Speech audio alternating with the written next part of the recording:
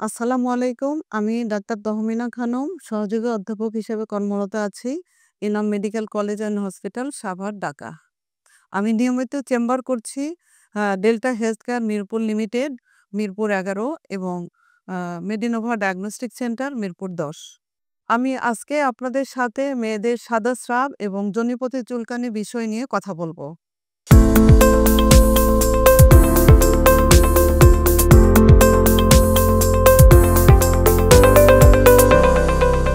সাদা স্রাব সাধারণত নরমালি কিছু সব মেয়েদেরই হতে অ অ হয়। সেটা হলো যোনিপথটাকে আ মানে সুস্থ রাখার জন্য অথবা যোনিপথটাকে ময়েশ্চার করে রাখার জন্য সাদা স্রাব কিছু হয়। এটা স্বাভাবিক এবং সব মহিলাদেরই এটা হতে পারে, হয়। এবং কিছু, কিছু সাদা স্রাব আছে যেটার জন্য চিকিৎসা লাগে অথবা ডাক্তারের পরামর্শ লাগে। তো কখন আমরা ডাক্তারের কাছে যাব অথবা কখন আমরা চিকিৎসা নিব সেটা সম্বন্ধে জানতে হবে আপনাদের। সেটা হলো সাদা স্রাব যদি খুব বেশি হয়, তার সাথে যদি দুর্গন্ধ হয় এবং তার সাথে যদি চুলকায়, তখন হলো ডাক্তারের পরামর্শ লাগবে এবং এটা চিকিৎসা নিতে হবে। তবে সব সাদা স্রাবের চিকিৎসা লাগে না।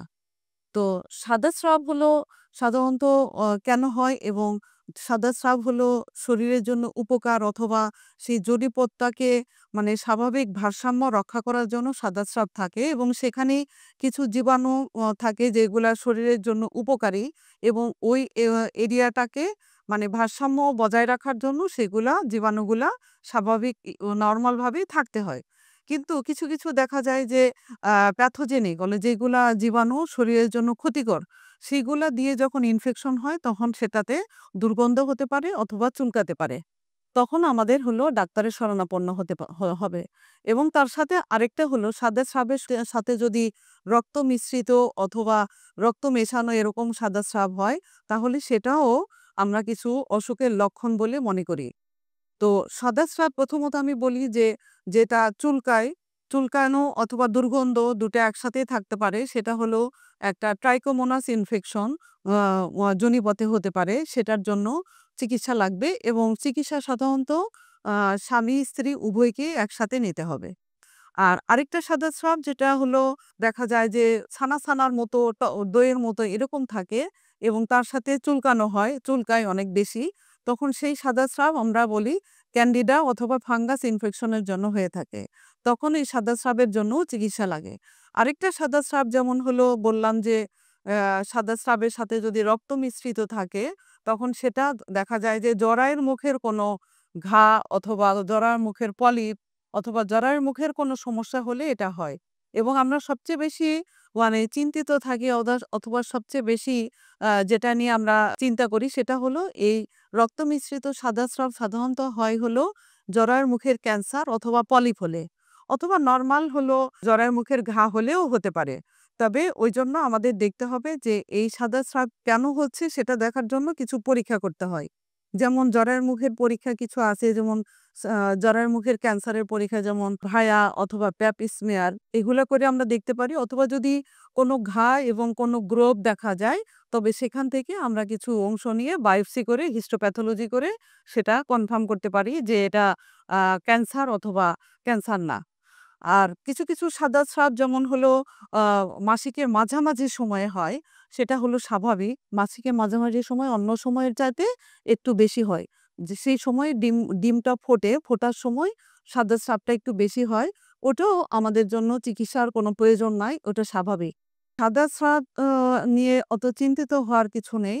ডাক্তারের পরামর্শ নিলে এবং আপনার ডাক্তার, নিকটবর্তী ডাক্তার যে উনি দেখলে বুঝবে যে সাদা স্রাবের চিকিৎসা লাগবে কিনা অথবা এই সাদা স্রাবটা কেন হচ্ছে। কিছু পরীক্ষাও করতে হয়, যেমন ফাঙ্গাস ইনফেকশন সাধারণত ডায়াবেটিস অথবা প্রেগন্যান্সির সময় হতে পারে অথবা কোনো লং টার্ম অনেক দিন ধরে অ্যান্টিবায়োটিক খাচ্ছে তখনও হলো সাদা স্রাব হতে পারে, ফাঙ্গাস ইনফেকশন হতে পারে। তখন সেইজন্য ডাক্তার দেখে এটা সিদ্ধান্ত নেবে এটা কেন হচ্ছে অথবা পরীক্ষা লাগলে পরীক্ষা করে এটা কনফার্ম করে সেটার চিকিৎসা দিতে হবে।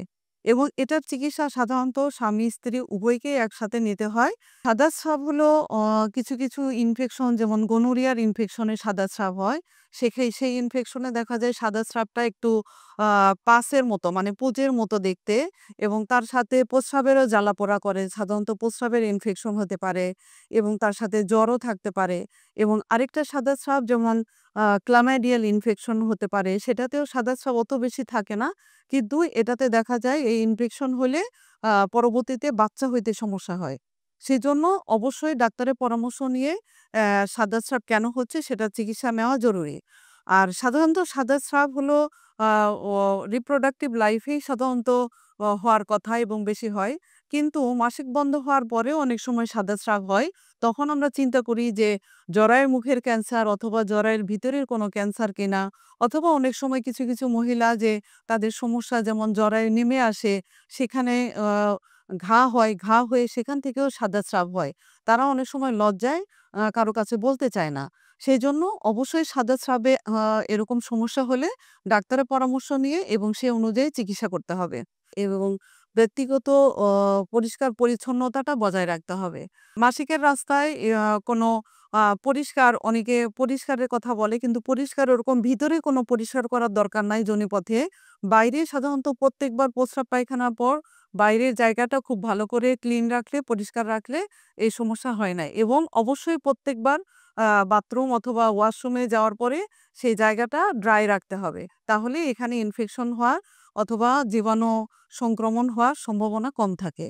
সাদা স্রাবের এই সমস্যার জন্য স্বামী-স্ত্রী ২ জনকেই একসাথে চিকিৎসা করতে হবে এবং নিজের পরিষ্কার পরিচ্ছন্নতার দিকে খেয়াল রাখতে হবে। ধন্যবাদ আপনাদের সবাইকে।